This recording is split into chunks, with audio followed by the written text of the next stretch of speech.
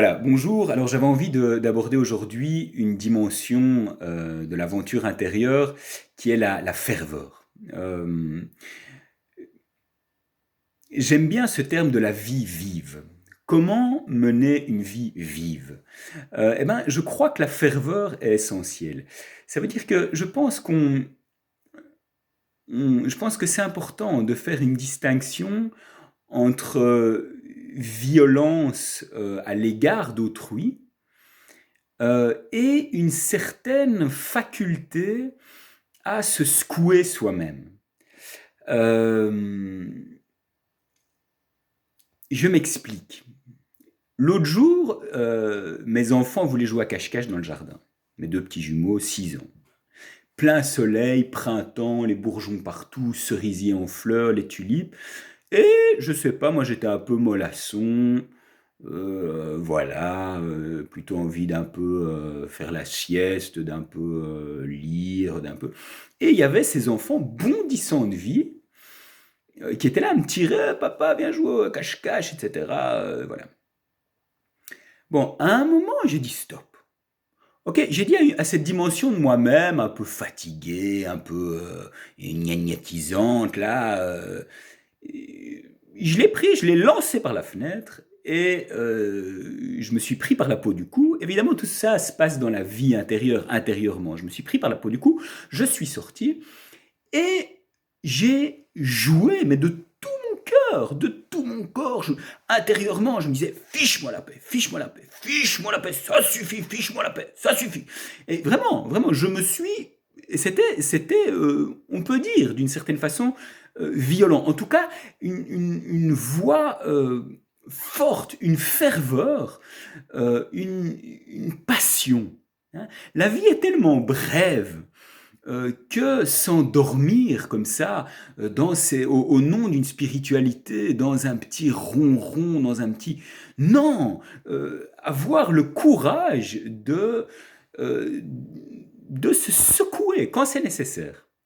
Quand c'est nécessaire. Ça ne veut pas dire être tout le temps là-dedans, mais quand c'est nécessaire, aller vers ça. Je lisais,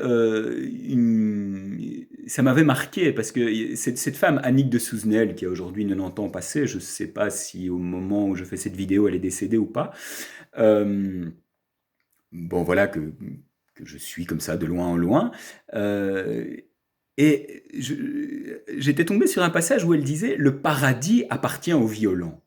Bon, évidemment, il faut remettre ça dans son contexte, hein, pas commencer à faire ce genre de phrases n'importe quoi, mais quand même, apprendre à secouer cette dimension intérieure de nous-mêmes qui nous fait arrêter de mener nos projets, qui nous maintient dans une espèce de dimension qui n'est pas la vie vive, qui est tout sauf la vie vive, qui est une espèce de mélasse grognante, enfin bon. Et donc cette énergie de boxeur, on pourrait dire, ou cette énergie je sais pas, quand on voit Picasso par exemple, c'est très frappant. Lui, je suis resté comme ça une demi-heure dans un musée face à un tableau de Picasso. Il y a cette détermination dans son pinceau qui est comme un coup de sabre. Mais dans ce que le coup de sabre a de beau, c'est très important de voir que c'est une conviction, c'est une passion, c'est très important de mettre ça en valeur. C'est aussi l'énergie du professeur qui va au bout de ses idées, du type qui se bat pour que on foute pas en l'air le petit bois derrière chez lui, et qui va chercher cette ferveur en lui, dans son ventre, dans ses tripes, et qui mène son combat jusqu'au bout. Il y a des combats nobles, donc ce que je veux dire, c'est que il faudrait pas, au nom d'un certain rejet de la violence, ce serait dommage de sacrifier cette ferveur, cet élan de vie, ouais, cette énergie si précieuse pour mener une vie vive. Voilà, je vous remercie du fond du cœur et je vous souhaite une excellente journée.